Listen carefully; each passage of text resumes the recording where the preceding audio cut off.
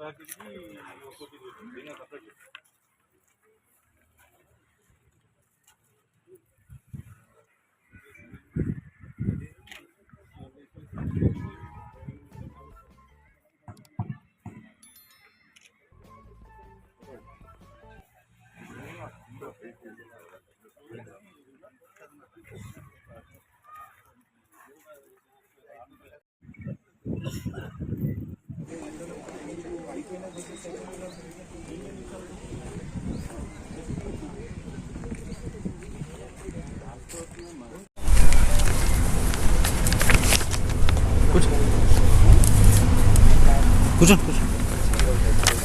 Morning.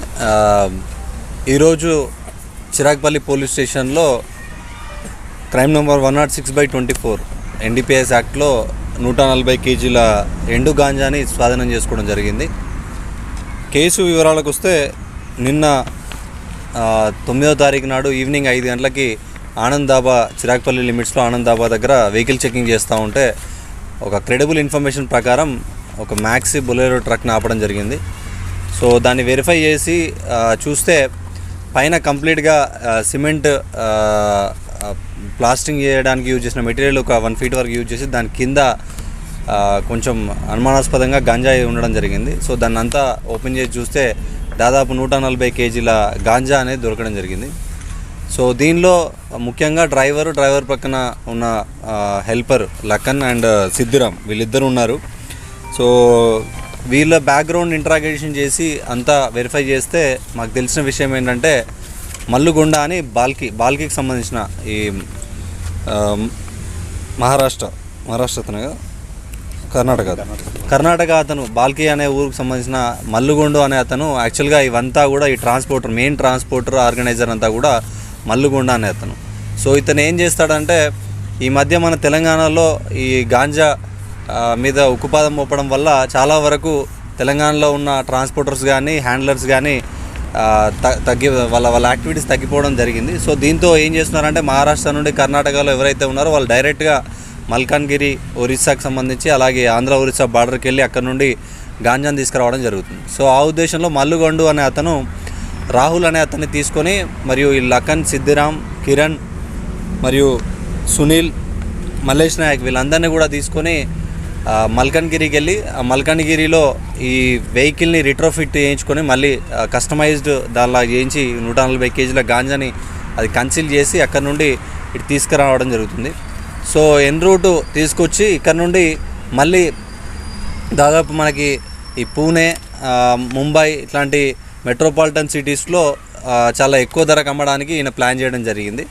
So దీనిలో భాగంగా present అయితే లఖన్ అండ్ సిద్ధిరామ్ ఇద్దరు దొరకడం జరిగింది. మిగతా వాళ్ళు పారిపోయారు. వాళ్ళని కూడా తొందరలోనే పట్టుకుంటాం.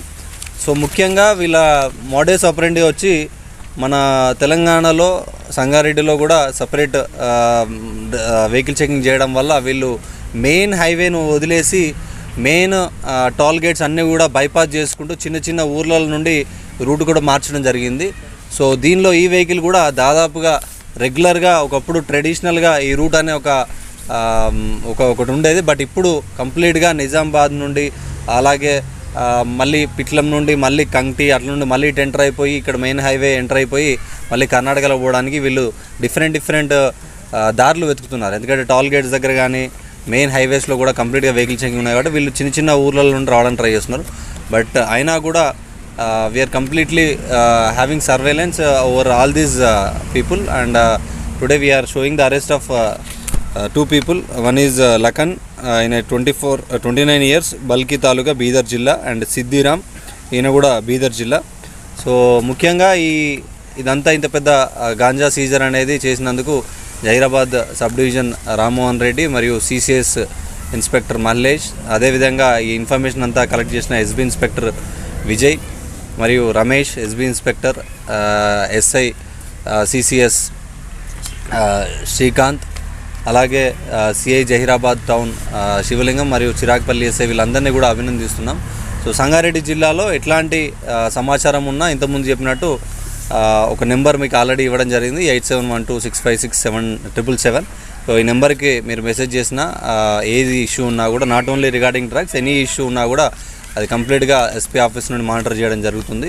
సో ఇట్లాంటి గాంజా అఫెండర్స్ అందరి మీద కూడా దాదాపు 500 మంది అనుమానితుల మీద సర్వేలెన్స్ పెట్టడం జరిగింది జిల్లా వ్యాప్తంగా. సో వీళ్ళందరినీ రెగ్యులర్గా సిసిఎస్ పోలీస్ స్టేషన్ పిలిపించి వాళ్ళకి కౌన్సిలింగ్ ఇచ్చి కొత్త ఇన్ఫర్మేషన్ ఏమైనా ఉన్నా కూడా తీసుకొని ఇంకా రానున్న రోజుల్లో మరిన్ని సీజర్స్ చేసే అవకాశం ఉంది. So thank you so much. 35 lakhs ఖాళీ గాంజా. Okay, thank you.